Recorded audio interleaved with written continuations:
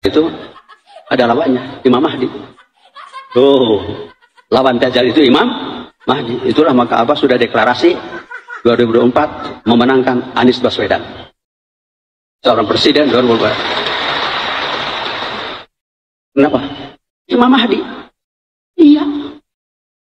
Ini a'lamu minallah ma la ta'lamun. Semua sedunia kalau haram tidak mendukung Anies untuk presiden Indonesia 2024, Dajjal. Imam Nabawi, Aqsa, imam-imam seluruh. Kalau tidak memenangkan Anies Baswedan untuk presiden 2024, Dajjal. Karena Imam Mahdi, siapa Imam Mahdi? Profesor Dr. Anies Rashid Baswedan. Itu Imam Al-Mahdi, Al-Imam Al-Mahdi. Profesor Dr. Haji Anies Rashid Baswedan, Al-Imam Al-Mahdi.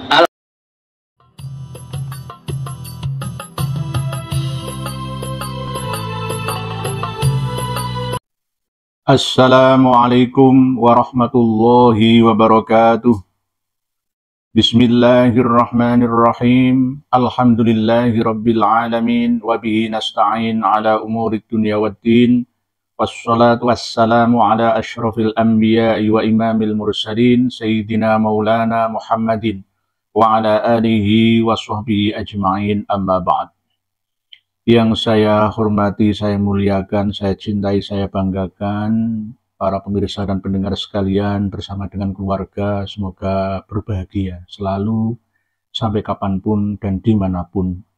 Semoga senantiasa panjenengan semua diberikan kelimpah ruahan rezeki, harta benda yang melimpah untuk bekal ibadah, diberikan kesehatan panjang umur, diberikan ma'unah dan karomah dari Allah, keluarga yang sakinah, mawaddah, warahmah, dzurriyyah yang sholih dan sholihah, dzurriyyatan thayyibah, yang akhirnya di dunia senantiasa hasanah dan di akhirat juga hasanah. Pada kesempatan yang penuh dengan hasanah ini, saya akan meluruskan dawuh dari Abah Aos. Malam hari ini kita akan ngaos dengan Abah Aos, yang asli nama beliau adalah Syekh Muhammad Abdul Ghaus Saifullah Maslul, atau terkenal dengan sebutan Abah Aos, tokoh sentral pesantren Sirna Rasa dan mursyid Thariqah Qadiriyah wan Naqsabandiyah Pondok Pesantren Suryalaya, penerus Abah Anom. Setelah Abah Anom wafat 12 tahun sepeninggal Abah Anom, syiar Thariqah Qadiriyah wan Naqsabandiyah Suryalaya memancar dari Sirna Rasa, Panjalu, Ciamis, Jawa Barat. Beliau Abah Aos adalah orang yang baik, ya, orang yang ilmunya linuwih daripada saya. Namun sebagai manusia biasa, setiap manusia pasti memiliki kekurangan. Tidak ada yang sempurna dibandingkan dengan lainnya, sesama manusia. Karena itulah tergerak dalam hati saya untuk saling menasihati kepada yang terhormat Abah Aos. Monggo ngaos sareng-sareng kawula dalu punika supaya kita sama-sama tercerahkan.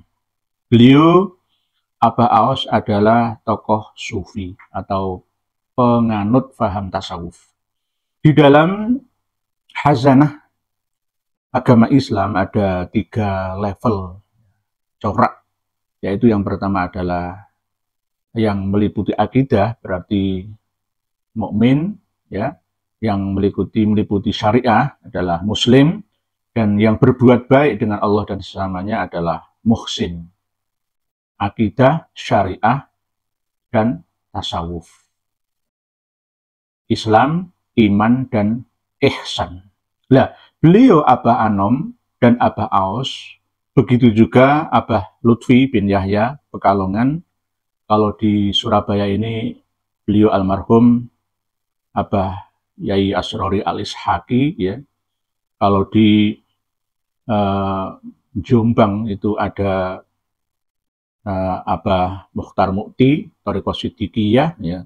Ada juga yang pengamal dan penyebar sholat wahidiyah, Ghaus Hadaz Zaman almarhum, ya, kemarin itu juga bagian daripada pengamal-pengamal tasawuf, ajaran sufi, ya, kemurnian, memurnikan hati dari kotoran. Itu intinya. Kalau dirujuk ke akar tasawuf yang asli, yang simpel adalah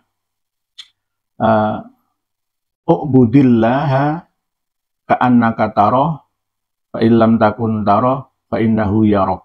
Intinya begitu, itu ihsan. Ihsan itu berbuat baik, beribadah mengabdi kepada Allah Sang Pencipta, dan bermuamalah, berubudiyah dengan sesama umat manusia, bahkan menggabungkan diri, jiwa, dengan alam semesta, menyatu antara jagat kecil dan jagat besar, antara mikrokosmos dan makrokosmos. Itu intinya ajaran tasawuf. Sehingga jika kita merujuk pada ajaran tasawuf sekarang ini menurut pendapat saya, lebih baik jangan terlalu ribet. Sufi ya sufi, tapi jangan terlalu ribet. Saya selalu ingat pesan guru saya, termasuk yang Tarekoh saya ikuti juga, itu sesuai dengan sabda Rasulullah SAW. Kun aliman, au muta'aliman, au mustami'an, walatakun robi'an. Cukup. Jadilah kamu orang yang selalu belajar. Atau kalau tidak bisa belajar, ya mengajar.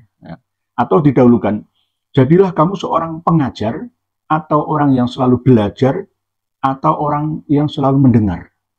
Jangan menjadi yang keempat, wis gak gelem ngulang, gak mau belajar, gak mau mendengarkan. Kalau keempat ini jangan. Jadilah kamu menjadi orang yang mengajar, atau belajar, atau pendengar. Itu Tarekoh yang ya sangat-sangat luas lingkupnya. Tolabul ilmi terus, minal mahdi ilal lahdi. Jadi menjadi tolabul ilmi terus, karena ilmu selalu dinamis. Karena kalau kita mengikuti Tarekoh atau tasawuf, kesufian, maka kefanatikan kita ini akan timbul dan tumbuh untuk fanatik terhadap mursyid kita saja. Selain mursyid kita ini seakan-akan di nomor 2 atau 3 atau 4 kan. Bagi para sedulur yang sudah mencapai usia di atas 60 misalkan, ya Tarekoh atau jalur tasawuf memang cocok. Tetapi bagi yang masih usia produktif, belum pensiun, ya tidak cocok untuk saya, menurut saya. Saya masuk Tarekoh Qadiriyah Naqsabandiyah itu umur 24 tahun. Lalu umur 27 tahun itu masuk Tarekoh Syadziliyah.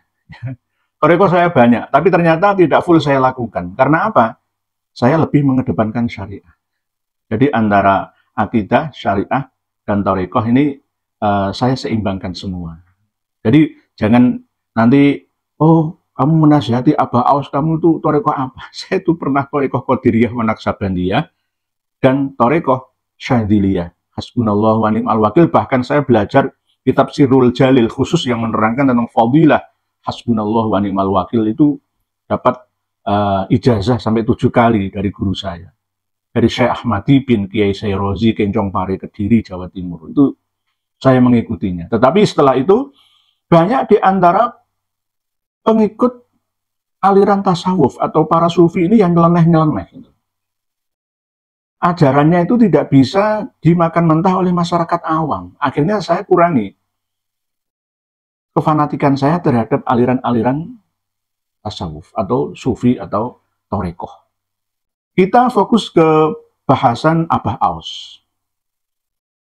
Saya hormat beliau, mohon maaf Abah Aus jika panjenengan atau murid-murid panjenengan mendengarkan ceramah saya ini, anggaplah ini sebagai peringatan dari seorang anak atau cucu terhadap panjenengan, bahwa apa yang panjenengan sampaikan akhir-akhir ini tentang Kang Anies Baswedan, jangan Baswedan loh ya, Baswedan, Ba Salamah, Ba Makromah, Ba Asyir, Abu Bakar Ba'asyir Al-Mu'min Ngruki, Karanganyar Solo ya. Ba Asyir, Ba Mukmin, dan Ba yang lain. Jangan Baswedan, bukan Baswedan. Lah, Kang Anies Baswedan ini termasuk keturunan Yaman, tapi tidak masuk Ba'alawi. Jadi bukan Habib. Dan Kang Anies Baswedan ini bukan dzurriyyah Nabi dan tidak pernah mengaku sebagai dzurriyyah Nabi. Toh kalau ada orang yang mencoba untuk mengakoni bahwa marga Baswedan itu dzurriyyah Nabi, ya ini urusan nanti. Ini urusan nasab, silsilah nasab. Jadi beliau adalah keturunan Yaman yang berjuang mulai dari bapak beliau, mulai dari Sumpah Pemuda 1928, dan sampai sekarang beliau termasuk seorang pejuang yang mencintai negerinya. Karena beliau ibarat kalau tahun 1800-an yang lalu itu beliau masuk dalam lingkup Al-Irsyad, bukan Rabithah Alawiyah, di Al-Irsyad. Jadi orang-orang yang berseberangan, berselisih dengan Ba'alawi atau Rabithah Alawiyah. Tapi akhir-akhir ini antara Al-Irsyad dengan Rabithah Alawiyah sedikit mesra. Ya, mungkin Al-Irsyad kurang setuju kebijakan Rabithah Alawiyah, kaum Ba'alawi yang menyudutkan Kiai pribumi, juga bisa. Dulu gegeran antar sesama mereka, kaum imigran Yaman, lah sekarang yang diserang adalah kiai-kiai pribumi. Termasuk saya juga yang diserang, direndahkan, dilecehkan oleh kaum Ba'alawi. Oleh sebab itu, semut aja bila diinjak itu akan menggigit, apalagi saya sebagai warga negara Indonesia ya akan meluruskan pemahaman Ba'alawi yang kurang benar. Tidak hanya saya counter ceramah-ceramah mereka kaum Ba'alawi, juga termasuk Abah Aos ini bukan termasuk Ba'alawi. Abah Aos ini asli Sunda. Nah, inilah adil, ya, adil dalam bertindak, menasihati diri saya sendiri dan orang lain. Tidak hanya memilih memusuhi, bukan memusuhi, mencintai Ba'alawi saja, tetapi juga mencintai non-Ba'alawi dan mencintai ulama-ulama pribumi ini. Nah, sebagai bukti kecintaan saya kepada Abah Aos, maka ngaos bareng kulo dalu puniko Abah Aos bahwa apa yang panjenengan sampaikan dalam ceramah menggebu-gebu, membara, berapi-api seperti itu adalah keliru. Kelirunya bagaimana? Jenengan secara pribadi boleh mendukung Kang Anies Baswedan untuk menjadi presiden 2024. Tetapi ketika jenengan sudah menganggap bahwa Kang Anies Baswedan sebagai Imam Mahdi, itu bisa benar dan bisa salah. Begitu juga ketika panjenengan menyampaikan bahwa ini a'lamu minallahi ma la ta'lamun, itu salah besar. Kalau di dalam Al-Quran surat Al-Baqarah ayat 30 itu bukan itu. Ini a'lamu ma la ta'lamun, itu ngendikane Allah. Mulai dari wa idh qala rabbuka lil malaikati inni ja'ilun fil ardi khalifah qalu ataj'alu fiha may yufsidu fiha wa yasfikud dima wa nahnu nusabbihu bihamdika wa nuqaddisu lak qala inni a'lamu ma la ta'lamun. Qala, Allah berfirman, inni a'lamu ma la ta'lamun, wahai malaikat, aku lebih tahu apa yang tidak kalian tahu, ketahui. Itu. Tetapi kalau apa yang disampaikan oleh Abah Aos ini ada minallah. Ini sak temene ingsun iku a'lamu, luweh alim, luweh ngerti. Minallahi katimbang Gusti Allah. Mungkin ini sabukul lisan atau apa ya, wallahu alam. Ini mohon dijawab ya oleh Abah Aos atau murid-muridnya atau santri-santri beliau. Sabukul lisan mungkin husnudzon saya. Ini sak temene ingsun iku a'lamu, luwih ngerti minallahi katimbang Gusti Allah. Ma ing barang la ta'lamu kang ora padha weruh, ora padha ngerti sira kabeh. Sesungguhnya aku lebih tahu daripada Allah. Ya. Atas apa-apa yang tidak kalian ketahui. Ininya begitu artinya. Kalau ini alamu mala ta'lamun masih tidak terlalu ekstrim ya. Tapi kalau ini a'lamu minallahi mala ta'lamun, kalau niatnya membandingkan dirinya Abah Aos dengan Allah, itu tidak benar. Mungkin beliau maksudnya adalah ini a'lamu minallah, itu artinya adalah saya tahu dari Allah. Yang kalian semua, hei jamaah, murid-muridku sekalian, pengikut TKN, Thariqah Qadiriyah wan Naqsabandiyah, Sinar Rasa, Sirna Rasa, dan Suryalaya, ya. Mungkin begitu, mungkin wallahu a'lam bimuradih. dengan maksud beliau Abah Aos. Nah, ini saya mengingatkan bahwa ketika agama sudah ditarik ke ranah politik praktis, ini memang akan menimbulkan kegaduhan karena penuh dengan pro dan kontra di masyarakat ataupun umat. Jadi kalau Abah Aos mendukung secara pribadi ya Kang Mas Anies Baswedan, ya monggo.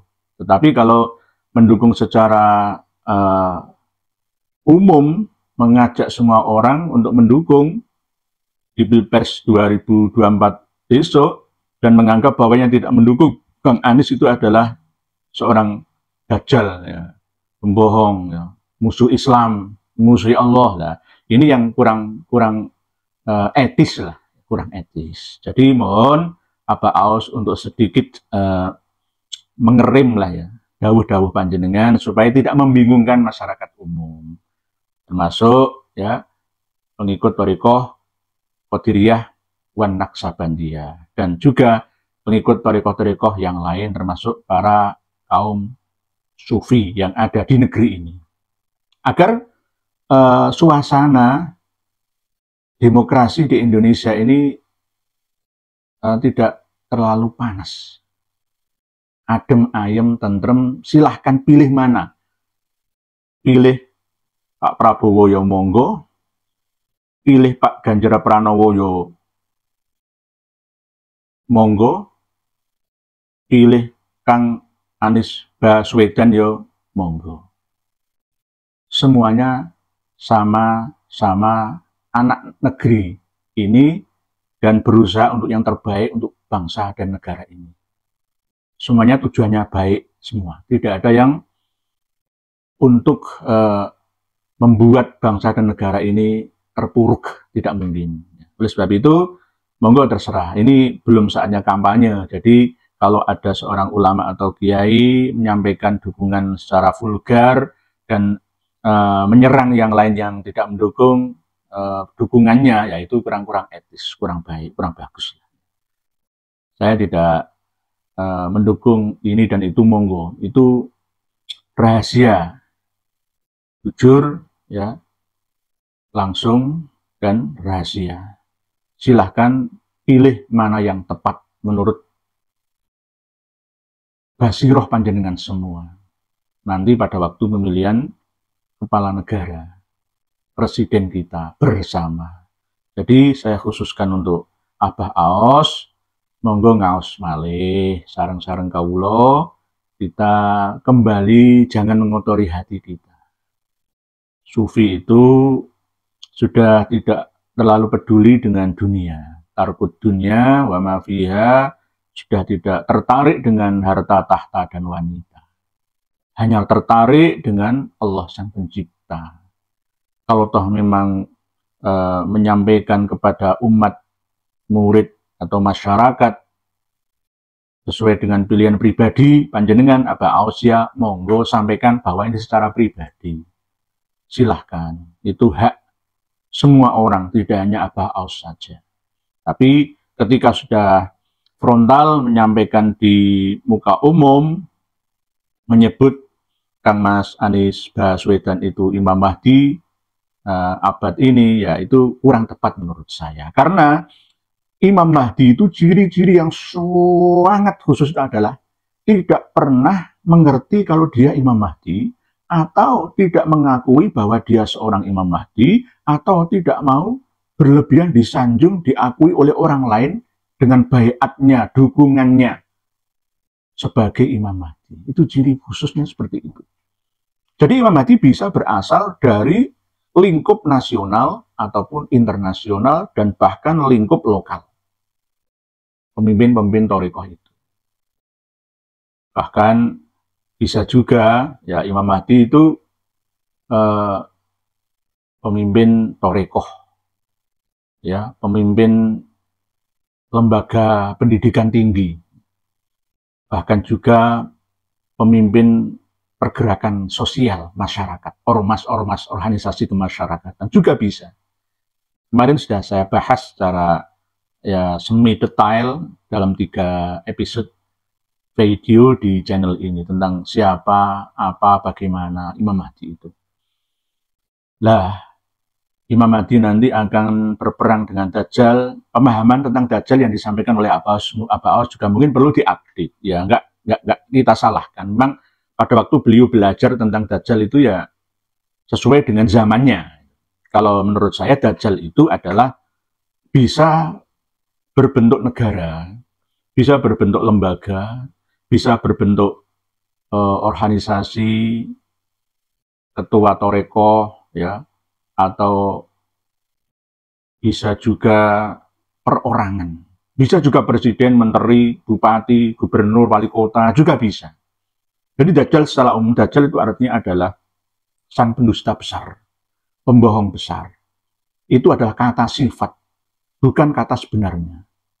Sifat yang melekat pada orang yang menguasai sebuah negara atau menguasai sebuah lembaga, baik lembaga pendidikan tinggi, lembaga organisasi, instansi, ya seperti Al-Zaitun, misalkan seperti Rabithah Alawiyah, mungkin, atau torekoh-torekoh yang bukan wusul ilallah, tapi wusul ila khutuwatis syaiton, syayatin, nah monggo. Itu Dajjal, pembohong besar.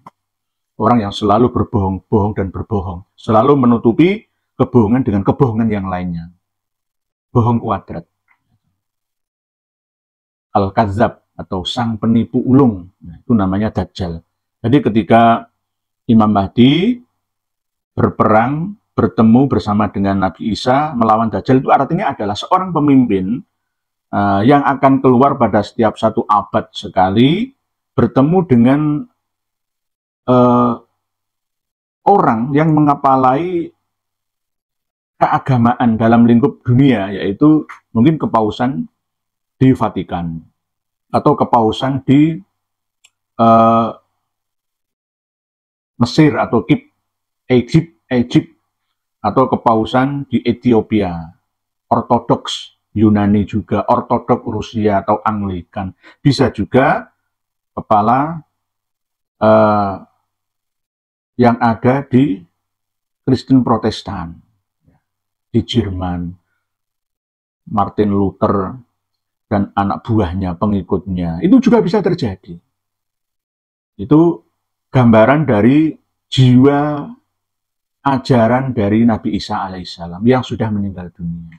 Mungkin Aba Aos memahami bahwa Nabi Isa itu masih hidup. Ya, jasadnya beserta dengan jiwanya. Tapi kalau saya memahaminya bahwa Nabi Isa itu sudah meninggal dunia, tidak perlu ditunggu lagi, akan turun ke dimensi 3 manusia planet bumi kita ini. Yang turun adalah jiwanya dengan ajaran-ajaran beliau yang masuk ke dalam manusia-manusia terkini atau nanti, terus bergulir sampai sepanjang masa. Itu namanya Nabi Isa. Dajjal dibunuh ya oleh Nabi Isa itu bukan berarti dibunuh, dikelewang, dipancung, itu ya enggak. Dibunuh dalam arti dikalahkan dalam setiap argumentasinya, ya, dikalahkan dalam ideologinya dan hegemoninya, kekuasaannya di seluruh dunia ini. Itu namanya perang melawan Dajjal. Dan nanti akan membebaskan pajak. Nah, ini tidak berlaku di seluruh dunia. Karena nggak mungkin kita ini bebas pajak, itu nggak bisa. Setiap negara itu, kecuali negara-negara tertentu, misalkan Uni Emirat Arab, misalkan Abu Dhabi, misalkan Bahrain, atau Arab Saudi. Atau kalau di Indonesia dibebaskan pajak, terus negara berjalan dengan apa? Nggak ada biayanya. Nggak ada biaya untuk bangun, ya, gaji PNS, TNI Polri, dan lain sebagainya. Jadi alamat bebas pajak itu tidak berlaku di seluruh dunia. Sama dengan alamat tanda-tanda tidak ada orang yang mau menerima sedekah atau sedekah atau zakat. Ini terbukti di Uni Emirat Arab. Ya. Tidak terbukti di Indonesia, tidak terbukti di India, Rusia, dan lain sebagainya. Tidak. Hanya terjadi di salah satu atau salah dua, salah tiga negara yang ada di planet bumi ini, cukup sebagai tanda datangnya kiamat kubro. Sudah terjadi dan terus berlangsung sampai saat ini. Jadi jangan langsung di global keseluruhan, ya, di generalisir bahwa wah nanti semua bebas pajak akan mematahkan salib. Bukan mematahkan salib, maksudnya mematahkan argumentasi orang-orang Nasrani yang menganggap bahwa Nabi Isa itu anak Tuhan, Jadi doktrin Trinitas itu akan luntur seiring dengan perkembangan pemikiran pengikutnya umat Katolik dan Protestan, ya, akan menyadari bahwa ternyata doktrin Konsili Nikea itu tidak masuk di logika itu. Mungkin seperti itu. Wallahu a'lam bishawab. Mungkin demikian yang dapat saya sampaikan kepada Abah Aos. Semoga bisa menyadari akan sabekul lisan beliau. Mungkin tidak sengaja atau bagaimana. Semoga Allah memberikan hidayah kepada kita semua untuk senantiasa membersihkan, memurnikan hati kita. Masuk dalam langkah lingkup tasawuf, sufi yang bersih, lembut hati. Menyadari akan diri kita ini, bahwa kita harus senantiasa memiliki setrum tinggi, hidup tertarik dengan energi ilahi. Sampai kita akan mati meninggalkan dunia ini dengan keadaan dipanggil indah oleh Allah yang maha indah. Ya ayyatuhan nafsul mutmainnah, irji'i ila rabbiki radiyatan mardiyah, fadkhuli fi ibadi wadkhuli jannati. Wallahu a'lam bishawab. Akhirul kalam. Wassalamu alaikum warahmatullahi wabarakatuh.